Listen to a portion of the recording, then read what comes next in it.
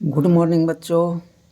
बच्चों, आपका मेरे पे चैनल मैथ पढ़ोगे अशोक सर से मैं स्वागत है।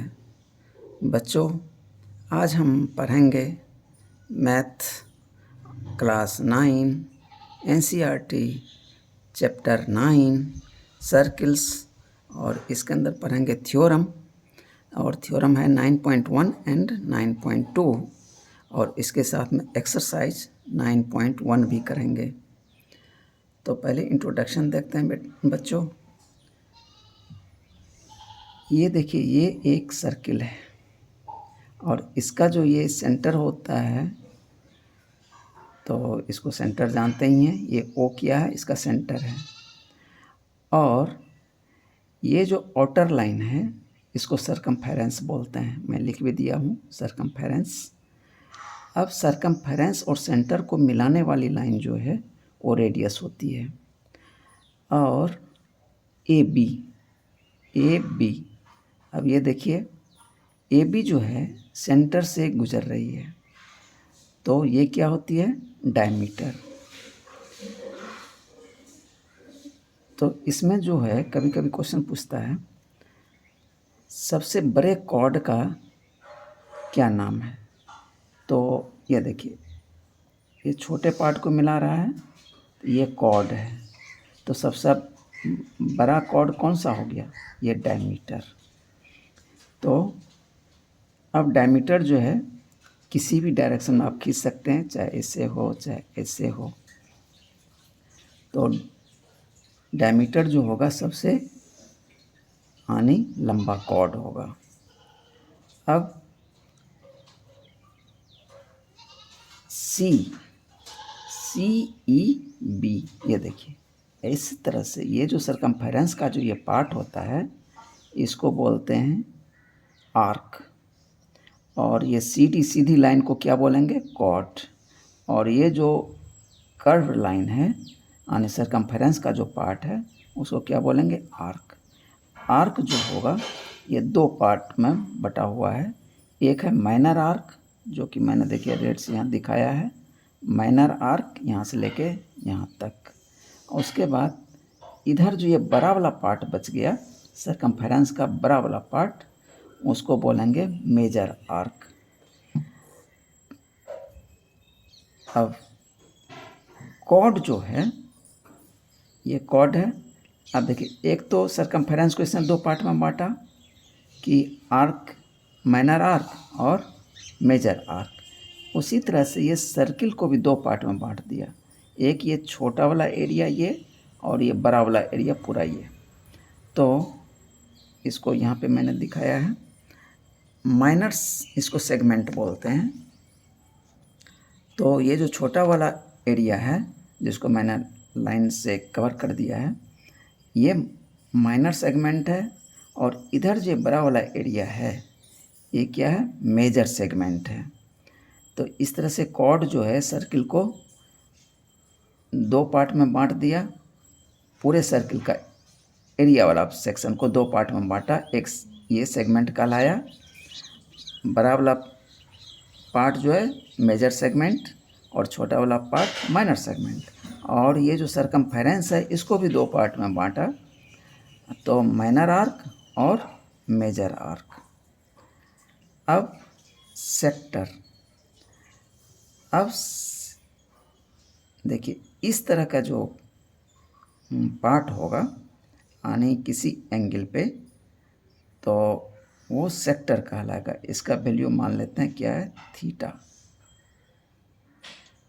तो ए ओ बी, ये क्या कहलाएगा, सेक्टर। तो ये सेक्टर भी देखिए, सर्किल का दो पार्ट हो गया। ये छोटा वाला पार्ट है तो माइनर सेक्टर, और ये बड़ा पार्ट है तो मेजर सेक्टर। तो मेजर सेक्टर जो है मेजर आर्क पे बना हुआ है, और माइनर सेक्टर जो है ये माइनर आर्क पे बना हुआ है। तो माइनर आर्क को सेंटर से जो हम मिला देंगे दोनों ही एंड को, तो मेरा क्या बन जाएगा, सेक्टर बनेगा।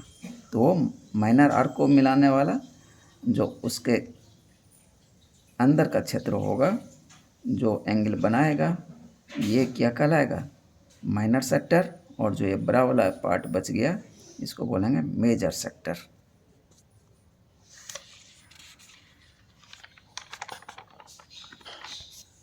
अब बच्चों, अब आता है थ्योरम।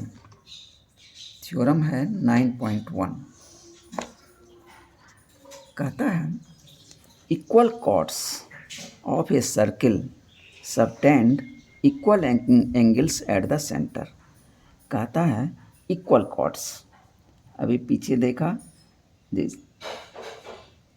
ए और बी, यहाँ पे क्या है, ये कॉर्ड है।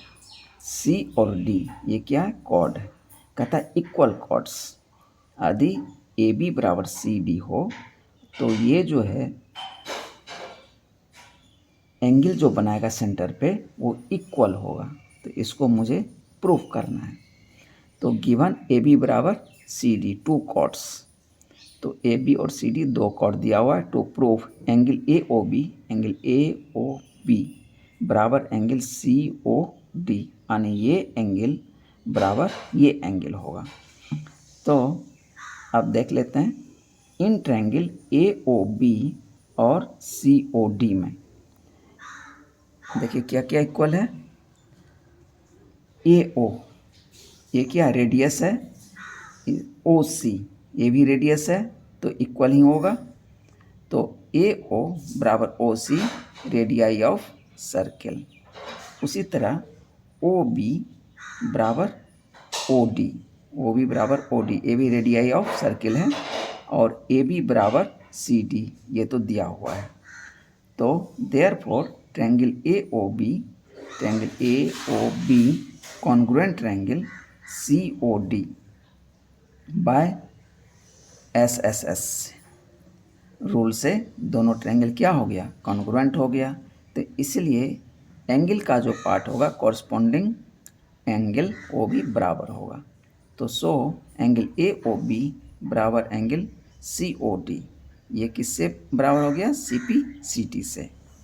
तो सी पी सी टी से यानी ये जो सेंटर का एंगल है ए ओ बी और सी ओ डी ये बराबर हो गया। ये मुझे प्रूफ करना था, लेकिन ये तो मैंने लिया है किस में, केवल एक सर्किल में ही लिया है। लेकिन कहता है कभी क्वेश्चन में यदि आपको थोड़ा सा अल्टर कर दे, दो जो है कॉन्ग्रुएंट सर्किल है, एक सर्किल ये और दूसरा सर्किल ये, दोनों क्या है, कॉन्ग्रुएंट है। इसका मतलब उसका दोनों का रेडियस जो है सेम है। तो रेडियस सेम होगा तो दोनों सर्किल क्या होगा, कॉन्ग्रुएंट होगा। उस कंडीशन में भी यदि कॉर्ड इक्वल हो, यानी ए बी कॉर्ड बराबर सी डी कॉर्ड होगा, तो सेंटर पर जो एंगल बनेगा वो क्या बनेगा, इक्वल बनेगा। It is true for two congruent circle also, that is circle C O R and circle C O dash and R. इसका जो सेंटर मैं ओ डैश लिया हूँ, इसका ओ लिया हूँ, तो सेम चीज़ ये इसके लिए भी लागू होता है। जैसे ओ ए बराबर ओ डैश सी, उसी तरह ओ बी बराबर ओ डैश डी और ए बी बराबर सी डी, ये दिया हुआ ही है। तो दोनों ट्रायंगल क्या हो गया, एस एस एस से कॉन्ग्रुएंट हो गया। तो इसीलिए सी पी सी टी से एंगल ए ओ बी बराबर angle C O dash D. तो चाहे एक सर्किल में दे दे, चाहे दो कॉन्ग्रुएंट सर्किल में दे दे, तो हम प्रूफ कर सकते हैं। अब अगला थ्योरम है 9.2। थ्योरम 9.2 ये ऊपर का ही, ये रिवर्स है। If the angles subtended by the chords of a circle at the centre are equal then the chords are equal. कहता है कि दो कॉर्ड ए बी और सी डी, ये यदि सेंटर पर इक्वल एंगल बनाता है तो कॉर्ड क्या होगा, इक्वल होगा। तो इसको भी जैसे ऊपर प्रूव किया था लगभग उसी के जैसा हम करेंगे, केवल अंतर है कॉर्ड का और ये एंगल का। उसमें कॉर्ड नहीं दिया, उसमें कॉर्ड दिया हुआ था ऊपर वाले में, इसमें एंगल दिया हुआ है। तो in triangle A O B और सी ओ डी में अब देखते हैं क्या क्या इक्वल है। ओ ए बराबर ओ सी, ठीक है, और ओ बी बराबर ओ डी, दो साइड्स इक्वल मिल गया। और एंगल ए ओ बी बराबर एंगल सी ओ डी, ये गिवन है, ठीक है। तो क्राइटेरिया लग जाएगा एस ए एस से। तो एस ए एस से दोनों ट्रायंगल कॉन्ग्रुएंट हो गया। जब दोनों ट्रायंगल कॉन्ग्रुएंट हो गया तो इसका सी पी सी टी से साइड्स भी इक्वल हो जाएंगे। तो कौन रिमेनिंग साइड क्या बचा था, ए बी और सी डी। तो इसीलिए ए बी बराबर सी डी, और ये किससे हो गया, सी पी सी टी से। तो सी पी सी टी बहुत बार शब्द यूज कर चुका हूँ, आप इसका मीनिंग भी समझ रहे होंगे। Corresponding part of congruent triangle, तो हैंस प्रूव्ड।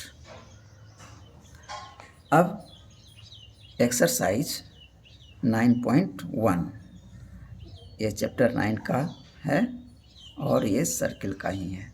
क्वेश्चन 1 है, recall that two circles are congruent. कहता है कि रिकॉल कीजिए कि दो सर्किल जो है कॉन्ग्रुएंट हैं, if they have the same radii, यदि दोनों का रेडियस जो है सेम है, ठीक है। यहाँ तक तो गिवन हो गया। Prove that equal chords of congruent circles subtend equal angles at their centres. कहता है कि अब इस दोनों में यदि इक्वल कॉर्ड हो तो ये जो सेंटर पे एंगल बनाएगा वो क्या होगा, इक्वल होगा। तो ये जस्ट थ्योरम में भी थोड़ा, मतलब आपके थ्योरम में केवल एक सर्किल का दिया हुआ था, लेकिन मैं वहाँ पे एक का तो बताया लेकिन कॉन्ग्रुएंट सर्किल का भी थोड़ा बता दिया था। तो वही यहाँ पे ये कॉन्ग्रुएंट सर्किल का यहाँ पार्ट दिया है।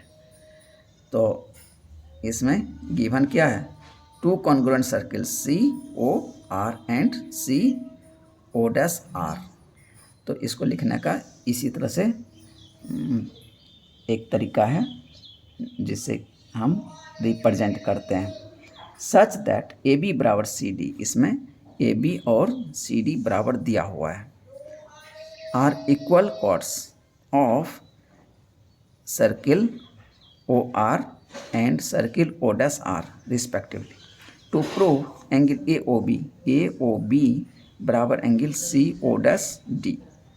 तो in triangle A O B, अब ए ओ बी में और triangle C O dash D में देखते हैं क्या क्या बराबर है। तो ए बी बराबर सी डी, ये कॉर्ड दिया हुआ है, गिवन है। और ओ ए बराबर O dash C, each equal to radius R. फिर ओ बी बराबर O dash D, A B क्या है, रेडियस है, तो ए बी बराबर है। तो therefore triangle A O B congruent triangle C O dash D, किससे, तीनों ही साइड इक्वल हो गए, तो एस एस एस क्राइटेरिया से। Hence angle A O B बराबर सी ओ डैश डी, तो ये किससे प्रूव्ड हो गया, सी पी सी टी से ये प्रूव्ड हो गया। अब जस्ट इसी का रिवर्स इसमें है। तो दूसरा question, prove that if chords of a congruent triangle subtend equal angles of their centres. कहता है कि दो कॉन्ग्रुएंट सर्किल है और इसका कॉर्ड यदि इक्वल एंगल बनाता हो सेंटर पे, तो then the chords are equal. तब क्या है, कॉर्ड क्या है, इक्वल है। तो जस्ट ऊपर वाले का ये रिवर्स है। तो इसको देखिए कैसे प्रूव करेंगे।